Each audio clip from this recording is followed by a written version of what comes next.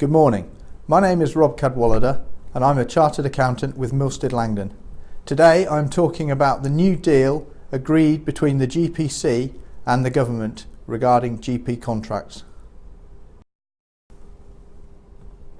Is this a good deal for practices? I think the first thing to say is that it's a positive sign that this deal is intended to give a net 1% pay increase to the GPs. At the same time, there's no new extra clinical workload and there are no changes planned to QOF. The dementia enhanced service that's proved very unpopular is being withdrawn, and the money that was being spent on that is now going into the global sum.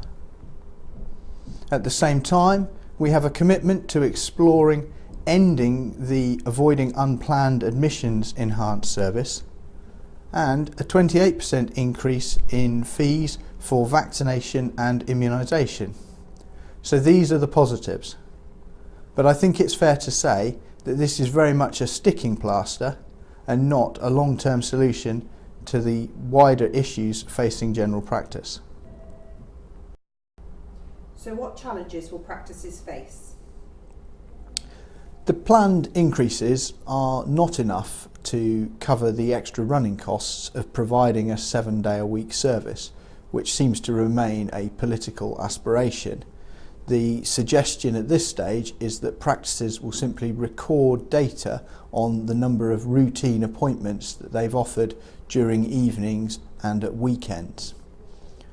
We know that the CQC inspection fees are rising, so too are GPs' professional indemnity costs, and it's far from clear that the proposed uplift will be enough to cover those cost increases.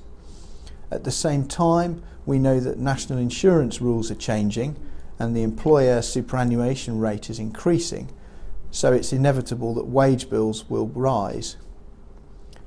Interestingly, the new deal introduces an idea where there will be a threshold for locum pay, and above the threshold the practices will simply report to the area team where they've had to pay a locum at above that rate.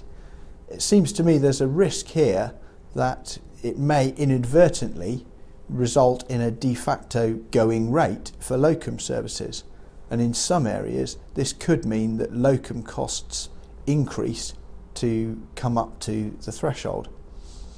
So overall, it's too early to say if the pay uplift will translate into increased profits for GPs.